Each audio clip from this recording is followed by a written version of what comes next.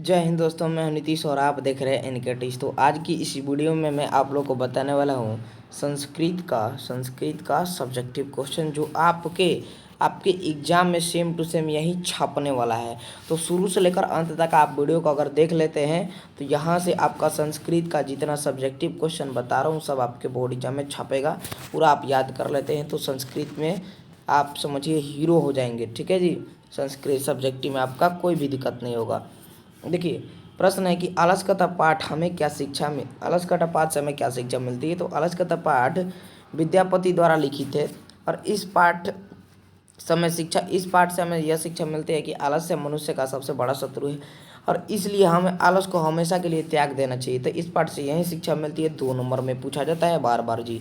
ठीक है, चलिए अब यहाँ पे देखिए लघु उत्तरीय बता रहे हैं सब। विद्यापति कौन थे, उन्होंने किस ग्रंथ की रचना तथा आलस कथा पाठ में किसकी कहानी है 6 वाक्यों में लिखे। बहुत बार पूछा गया है। तब विद्यापति एक लोकप्रिय मैथिली कवि थे। उन्होंने पुरुष परीक्षा नामांकन ग्रंथ की रचना की।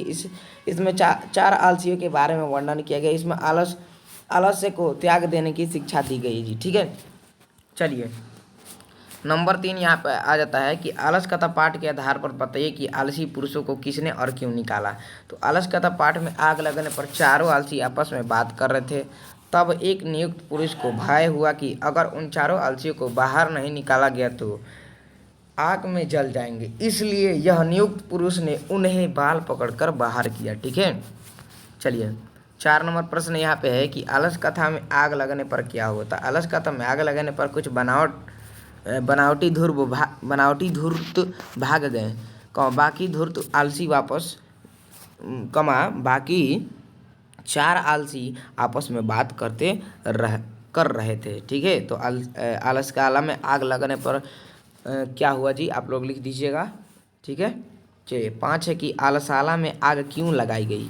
अब प्रश्न उठता है आलसाला में आग क्यों लगाई गई। तो देखिए उत्तर होगा कि आलसियों की ना परीक्षा के लिए आलसाला में आग लगाई गई। कुछ बनावटी आलसी आग को देखकर भाग गए, बाकी 4 आलसी आपस में बात करते रह गए। ठीक है जी, चलिए 6ठा प्रश्न है मंत्री वीरेश्वर का स्वभाव कैसा था। तो देखिए मिथिला के मंत्री वीरेश्वर का स्वभाव दानशील और दयावान था। वह गरीबों और अनाथों को प्रतिदिन भोजन और वस्त्र देता था, साथ साथ आलसियों को भी भोजन एवं वस्त्र मुक्त में देता था। ठीक है, अब 7 नंबर प्रश्न है कि धूर्त लोग की पहचान किस तरह हुई।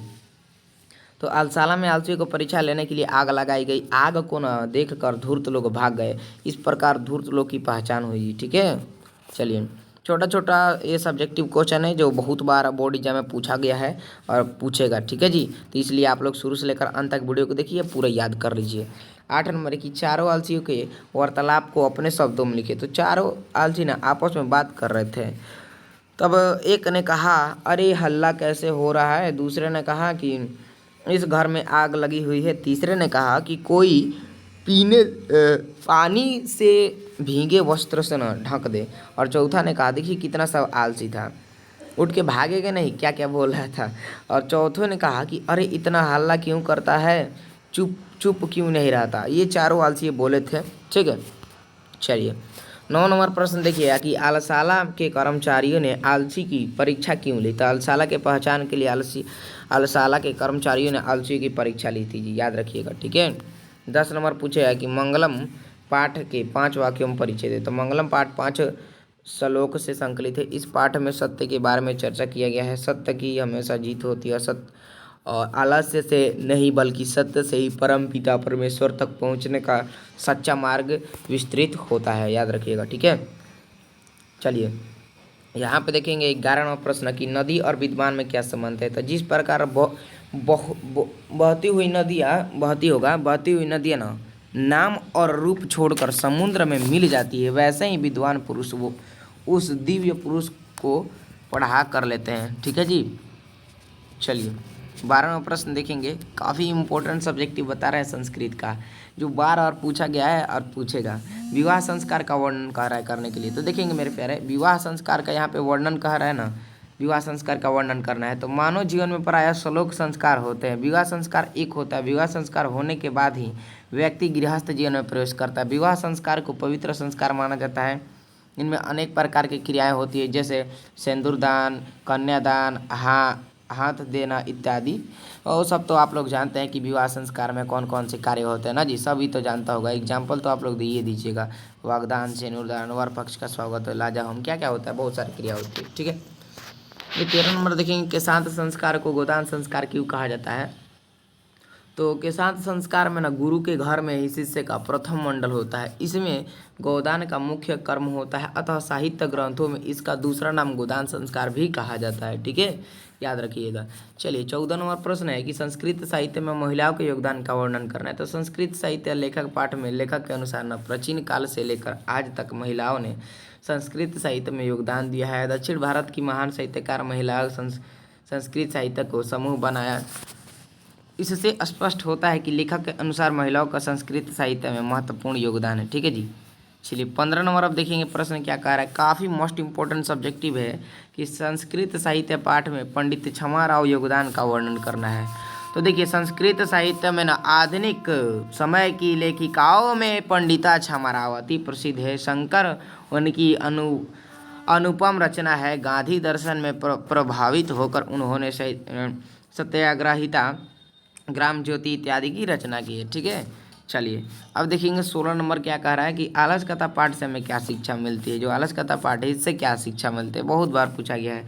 तो आलस कथा पाठ विद्यापति द्वारा लिखित है। इस पाठ से हमें यह शिक्षा मिलती है कि आलस मनुष्य की सबसे बड़ी शत्रु है, इसलिए मनुष्य को आलस हमेशा के लिए छोड़ देनी चाहिए। ठीक है जी, तो आलस नहीं करना चाहिए, याद रखिएगा। आप लोग आलस बहुत ज़्यादा करते हैं।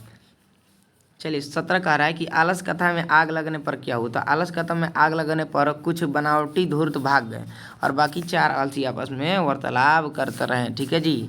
18 नंबर को देखेंगे कि आलस कथा पाठ के आधार पर बात है कि आलसी पुरुषों को किसने और क्यों निकाला। ठीक है,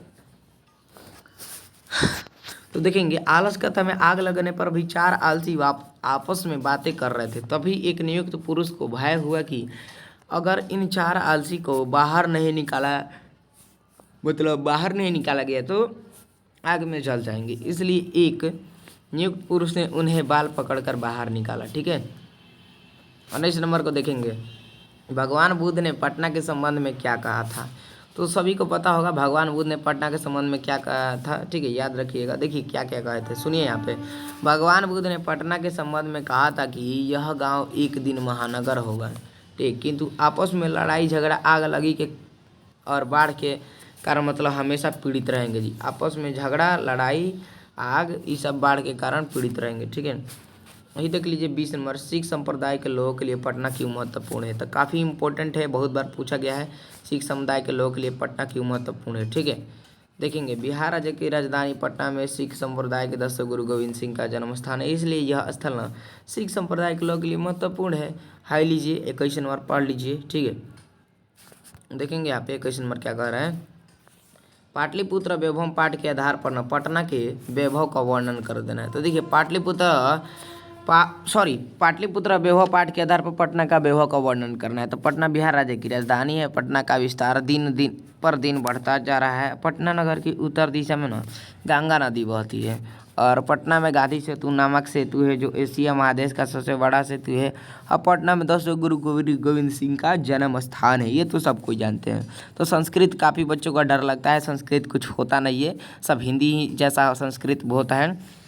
तो इसमें डराना नहीं, अपने भाषा में सब कुछ सब्जेक्टिव को लिख देना है। यही सब सब्जेक्टिव प्रश्न आपके बोर्ड एग्जाम में पूछेंगे। तो उम्मीद है आप लोग को मैंने जितना भी 21 बताए हैं, चलिए 20 सब्जेक्टिव जितना बताएं, ये आप लोग को उम्मीद है समझ में आ गया होगा।